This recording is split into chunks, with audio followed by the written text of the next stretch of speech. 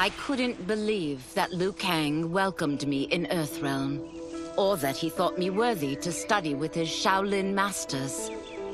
After a lifetime of wishing for one, I finally had a home. But my joy was tempered as I thought about Serena. My shadow sister was still under Quan Chi's yoke, and she deserved a life free of him as much, if not more, than I. Quan Chi and my other sisters proved tenacious, but they were no match for my blade. I snatched Serena from them. Then Liu Kang helped me break Quan Chi's spell. Her mind free of his influence for the first time in years, Serena chose to join me in Earthrealm. My sister and I once again fight side by side. Only now we do so for Earthrealm. Together, we have formed the Order of Light.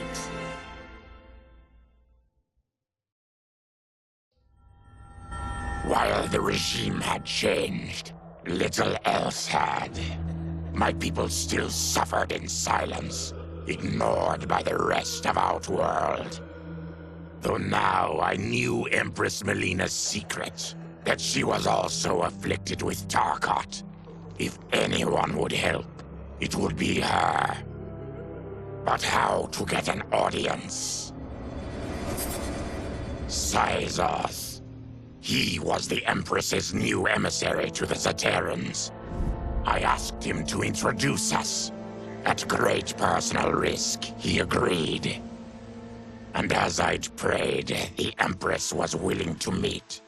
Even better, she would visit the colony. She was shocked to see how we lived. She moved quickly to provide for our care and comfort. Thanks to the Empress and Syzoth, we Tarkatans are no longer pariahs. Until our disease can be cured, that will do. Though the barriers between timelines had been rebuilt, there was no question that they could again be broken.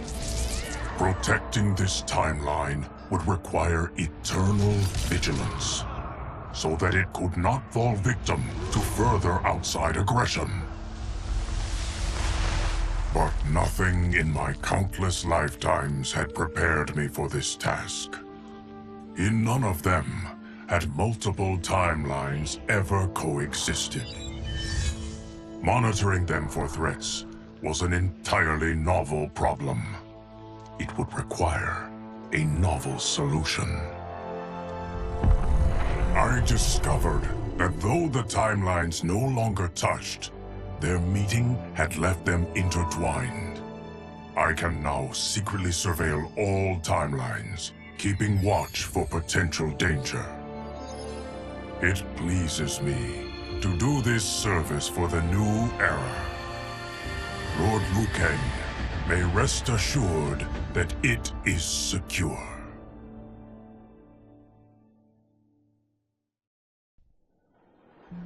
Quan Chi's defeat had cost me everything. For months I had furthered his plot, and now I had to start over. Saito's people were still in chains. That's when Rain approached me. On the run from Empress Melina, he was desperate for help. And though I'd had my fill of sorcerers, this one was different. I agreed to provide him safe haven. He agreed to help topple Saito's government. And topple it we did.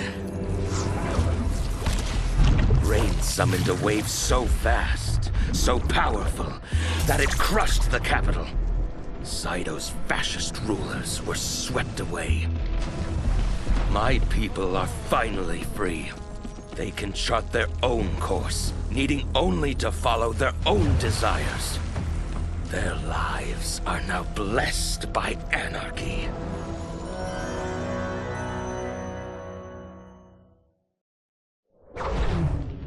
Since this whole thing kicked off, I'd wondered why Liu Kang chose me to be a champion. I mean, sure, I was killing it as a martial arts star, but it's one thing when it's all for show. It's different when you're playing for keeps. Then Liu Kang let me in on his master plan. He wanted the masses to know about the world beyond them, the one filled with gods and monsters, and he wanted me to tell them about it. But I knew revealing the truth all at once would be too shocking of a plot twist for most. That's why I pitched doing a bunch of stories, to slowly get people used to it. And if there's one thing I can do, besides kick ass in combat, it's build a cinematic universe. I'm serving up movies, streaming series, games, you name it. I like that I'm doing a public service. And it doesn't hurt that I'm making more than a few bucks. It's the kind of synergy that would make any studio mogul proud.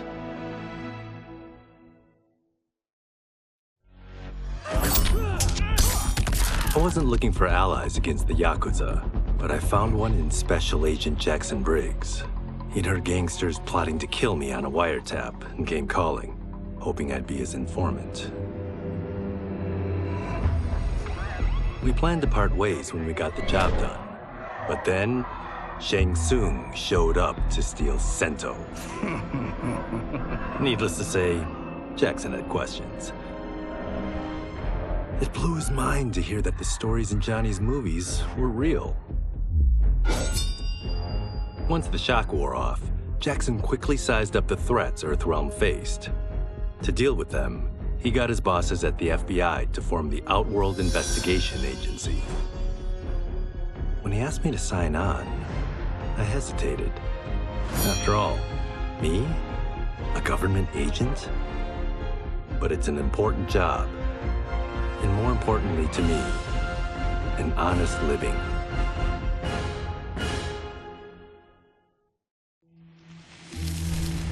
General Shao's revolt left Outworld's armies in tatters.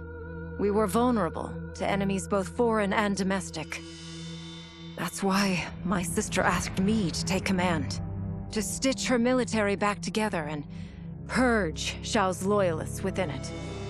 She trusted only me with the task. The soldiers, however, had little faith. They thought me a spoiled dilettante, unprepared and unfit to serve. That I could fight mattered little. All that mattered was that I wasn't one of them. I finally earned their loyalty by orchestrating an epic victory over Shao and his rebels. Though the general himself escaped, his forces were smashed. For as long as I am able, I will lead the Empress's armies in defense of Outworld. Through strength, we will achieve peace.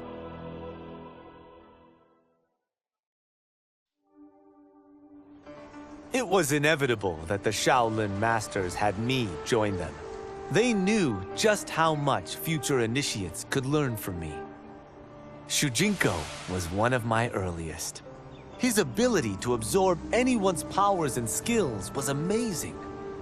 With the right training, he could become our greatest champion. I knew that I alone could give it to him. But as his proficiency grew, so did his ego. In love with himself and his power, Shujinko became a threat to the realms. He hadn't learned humility, because I wasn't the one who could teach it.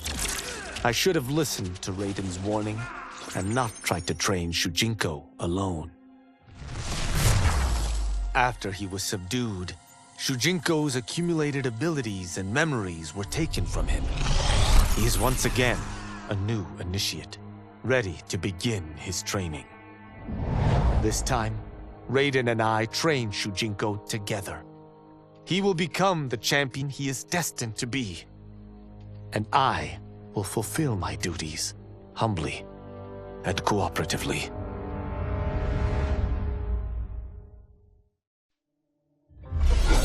As her reign began, Empress Melina faced many challenges. To meet them, she turned to the people she trusted. Her sister to lead her army, and me to lead her Imperial police. Though I missed Empress Sindel dearly, I was glad my ties with her family had been mended. But while it was an honor to be made responsible for Outworld's internal security, I soon realized accepting the appointment was a mistake. I'm not cut out to be a bureaucrat, nor am I patient enough to navigate the Imperial Court's politics. I was at my best patrolling Sundo's streets, when I could feel the city's pulse and serve and protect its citizens directly. That's why I resigned my post and resumed my role as Sundo's first constable. I end each day knowing I've made a difference.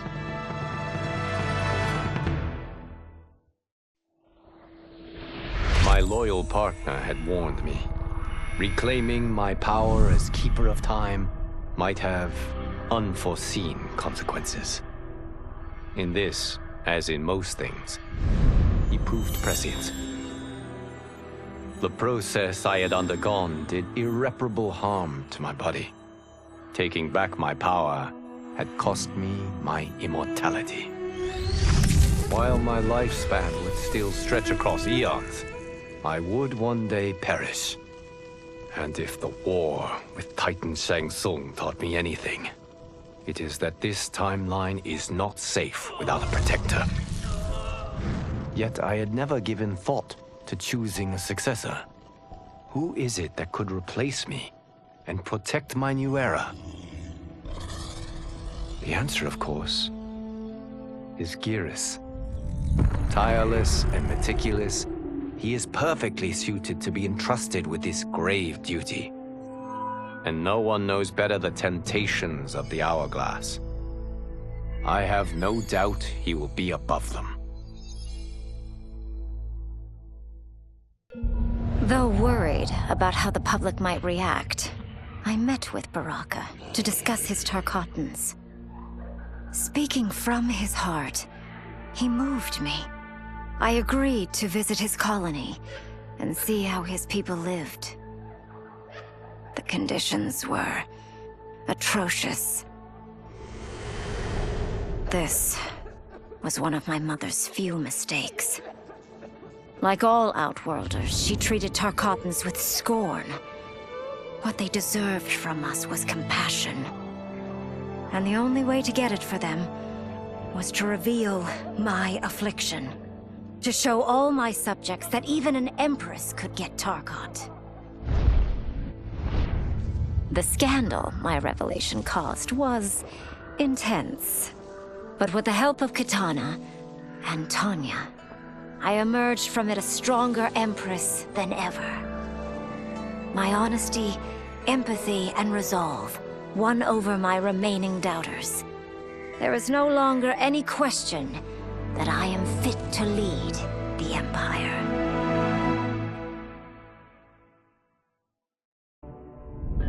Quan Chi's plot collapsed. Along with it, my plan to secure new beings to feed my starving people. Because I'd advocated for partnering with him, I was held responsible. If I didn't seize for Viternus' new feeding grounds, the Coven would banish me. But then, I had a revelation. I didn't need to conquer realms to feed my people.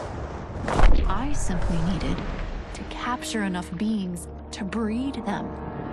Once they multiply, Viternus will have a limitless, renewable source of food. And I only need a few thousand to start. A number so small compared to the billions in the realms that no one will notice as people go missing. But it will be more than enough to establish our breeding stock and feed a ravenous Viternus.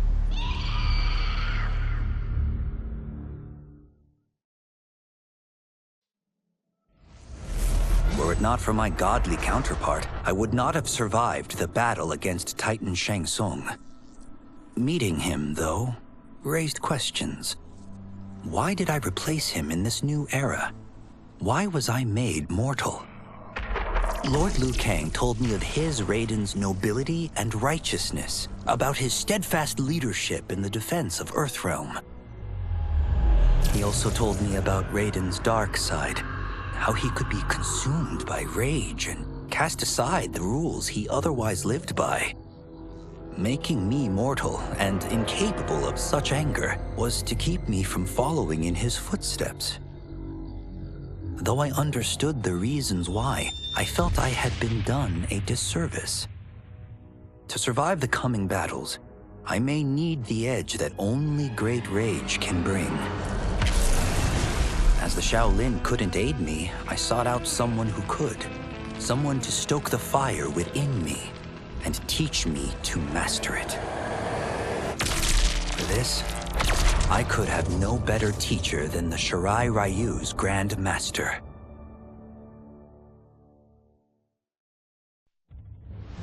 To elude capture by Empress Melina, I joined Havoc's crusade in Saido. There, I summoned more magic than I thought possible, and drowned out the old regime. Havoc's longed-for anarchy had been achieved. He was more than satisfied. But I was left empty and broken. Had I been satisfied as Outworld's High Mage, not let myself be tempted by Shang Tsung, a great city would not now lay in ruins. I've caused devastation, ended thousands of lives, all because of my blind ambition. I've betrayed my oath, my sovereign, and my realm. These high crimes merit punishment, and I'll accept whatever the Empress gives me. My only ambition now is to one day be forgiven.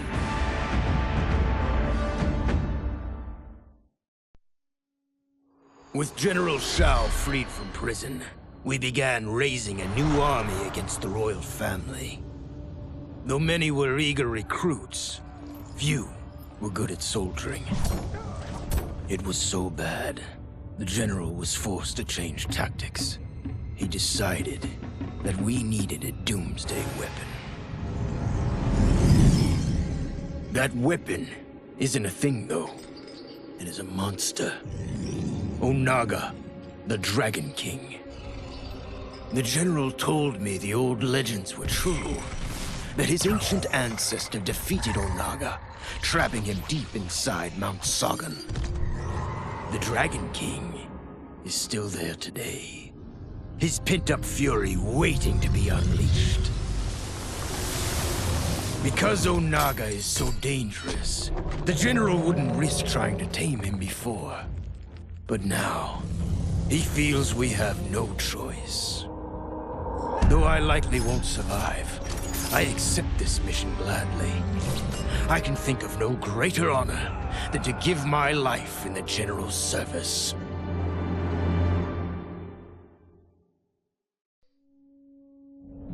After fleeing Outworld, I hadn't expected to return.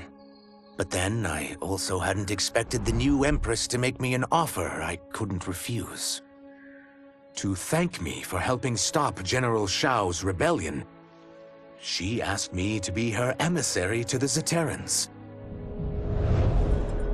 Going home, bearing the seal of the royal house, I would show, once and for all, that my mutation wasn't to be feared. That it wasn't a source of shame. To my surprise, I was welcomed. But those warm smiles hid a dark secret. I stumbled upon a trove of official records, which showed that my shape-shifting ability isn't unique. Many Zaterrans are born with it, but are killed by their government to keep it from spreading. Who started this barbaric policy? Who is now enforcing it is unknown. But I will find out. And I will put an end to this madness.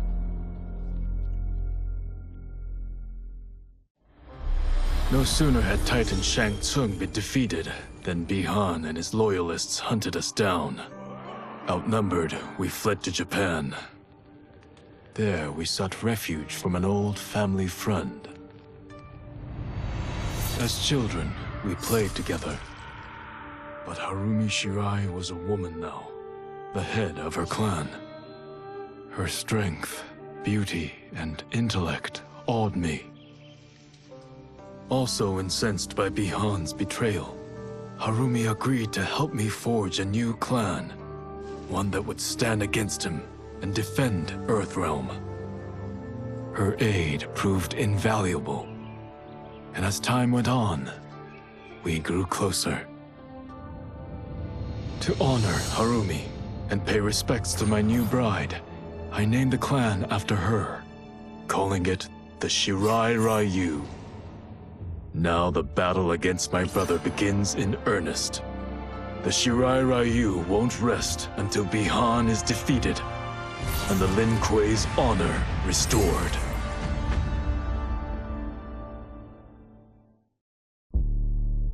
After escaping Lei Chin prison, I was hounded by the Imperial Police. I needed a place to hide and to recuperate while I plotted the best way forward. I knew the remote canton of my youth would be perfect. To escape capture, I traveled by sea. Little did I know that a gargantuan storm was brewing. My tiny craft was smashed apart. I closed my eyes, waiting to drown, hoping that the Netherrealm wouldn't claim my soul. But when I reopened them, I found myself not in hell, but on a deserted island. From its ruins, I could tell that great sorcerers had once lived there. In the caves beneath the ruins, I found what I can only describe as a well of souls. Once I learn how to wield its power, I will become invincible.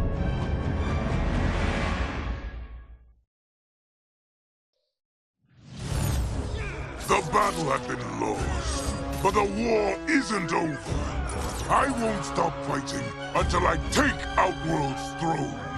That they thought Lei Chin prison would hold me is laughable. Once free, I began planning my next campaign. I would need an unstoppable army to overthrow Melina. Unfortunately, most of my former soldiers lacked the courage to rally to my standard. Rebuilding my army would require finding new recruits. And that task is proving easier than expected. Outworld's golden age has left more than a few behind. Without hope, without power, they eagerly heed my call to tear down Melina's government. As the darkness enveloped me, I took a long last look at my family. I did not expect to see them again until their souls joined mine in the living forest. But miraculously, my beloved husband delivered me from oblivion. Though he couldn't save my body, Jared had preserved my soul. Like him and countless others, I am now a part of Ermac. Yet ours is not a peaceful repose. The collected souls within Ermac have their own needs and agendas. Before we can speak as one, we must first reach consensus. I had thought, as the former rulers of Outworld, I and Jared would hold sway. But here we are, two souls among many thousands, fighting for the right to be heard. And if there is one thing we do well together, it is fight. We will win the right to govern Ermac as we once had governed Outworld. And we will rule for the benefit of all.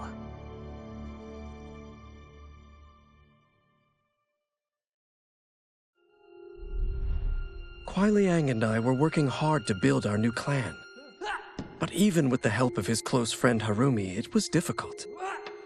The biggest problem was finding the right initiates. Then, one night, while walking outside Harumi's compound, I was attacked. I thought at first it was a Lin Kuei assassin, but his strikes were too uncertain, too angry. My attacker, it turns out, was a boy.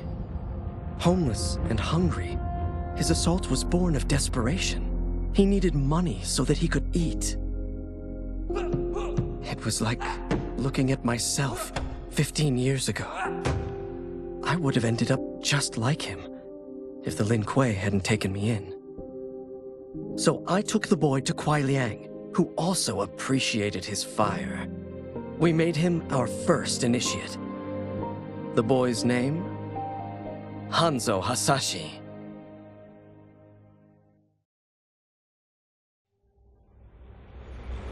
I had broken the Lin Kuei free of Liu Kang's enslavement.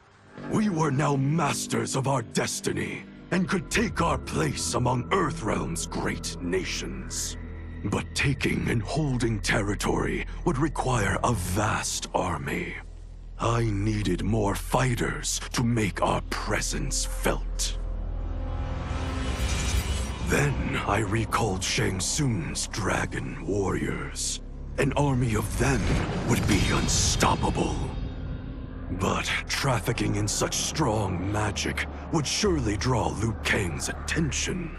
Sector advised that we avoid detection by building our army using science, not sorcery. We've invested much into this endeavor, and we are beginning to see results. Once again proving the depths of Sector's genius. When we are done, all of Earthrealm will honor our desires and heed our demands. If not, they will face the Lin Kuei's wrath. Until recently, I hadn't met Li Mei, but I had heard the stories.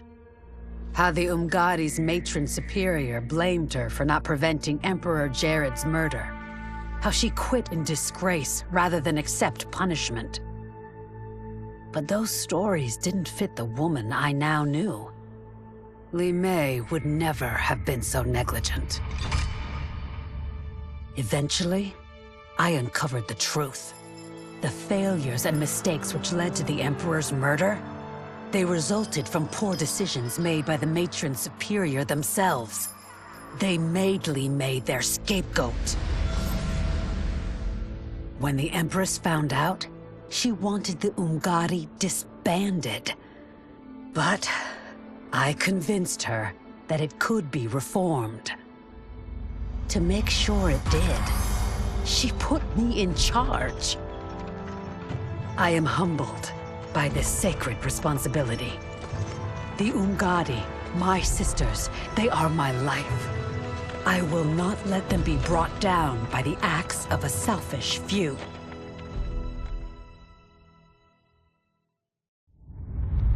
Desperate to avoid defeat, Titan Shang Tsung had stolen me from my timeline to set me against Liu Kang. He assumed a Viltrumite would shift combat in his favor. Shang Tsung was right, of course, but he was blinded by ambition and failed to consider that my only true loyalty is to the Viltrum Empire. In my home timeline, my mission to pacify Earth for Viltrum had been left incomplete. I thought I could redeem myself by delivering this new timeline. New realms, new species, all ours for the taking. For a few years, annexing realms satisfied the Empire's hunger for conquest. But my people have excellent memory. I knew sooner or later we would return to our own timeline, to Earth, to finish my original mission. I only hope my son has had time enough to prepare.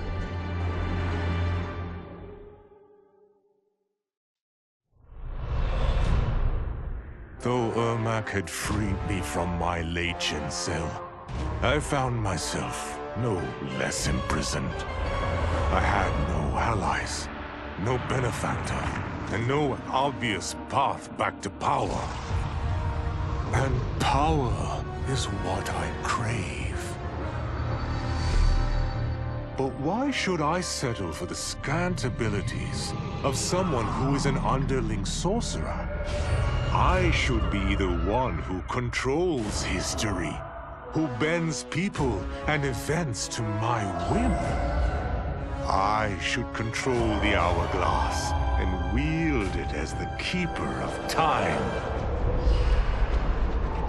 While I search the realms for the hourglass, I further master the dark magic needed to destroy Liu Kang. My quest may take a lifetime, but it will be worth it. For when I succeed, I will achieve omnipotence. Project Starfish? Project Butterfly? Crazy Town. Both of them. But neither was as fucked up as Project Magician. I was way over my head with Eclipse. I mean, the dude's a goddamn god.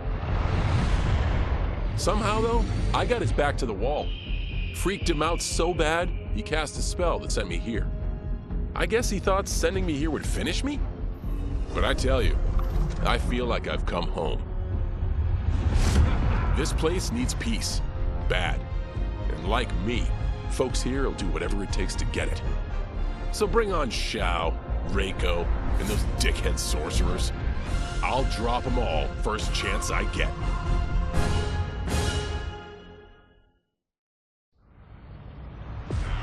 For a moment, Jared took control. We fixed the damage which had allowed him, and reimposed our collective will. But the damage went further than we thought. Without Quan Chi's aid, the spell which birthed us would fail. All of our souls would die. We freed the sorcerer from captivity. But after healing us, he betrayed us. He schemed to make us his slave once again. Combat was fierce, yet we persisted, finding strength in the unique abilities of our collected souls. Now we must decide our future path. Reconciling our desires will be difficult, but reconcile them we must. If not, we will be consumed by civil war.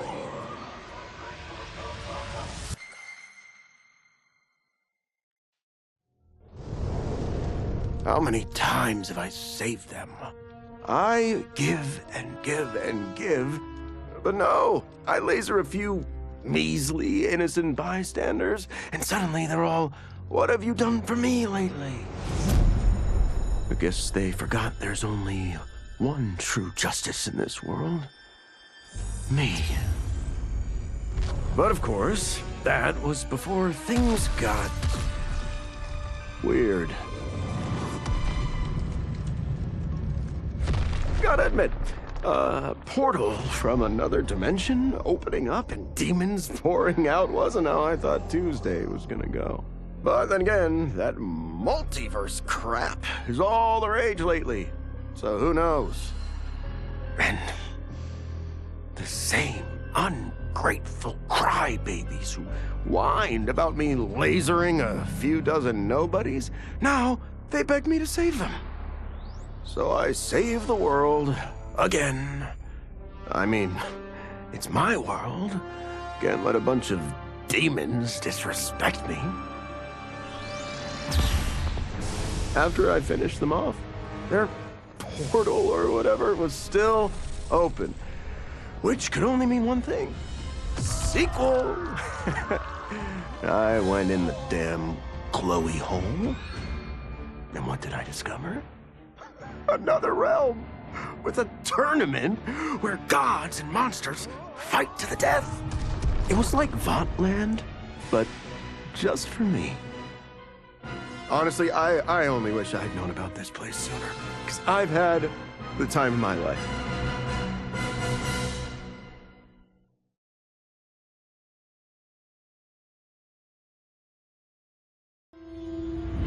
To kill a snake, you cut off its head. Or in the Yakuza's case, its heads. Kenji said I couldn't do it. But he didn't know what I knew. That the family's bosses were meeting to talk shop and settle disputes. In one fell swoop, I could decapitate them all. As they nursed whiskey and negotiated, I waited. My moment came, then was cut short when a fiery portal opened. Out of it stepped men I'd never seen before. And from the boss's low bows and averted eyes, I could tell they were the ones really in charge. Listening in, I learned they run the Red Dragon, an ancient clan secretly behind all of Earthrealm's crime families. I could crush the Yakuza, but these Red Dragon would simply replace it. Probably with something even worse. I'm facing a powerful new enemy in my war on the underworld. One I never saw coming. And I've got to finish them, or die trying.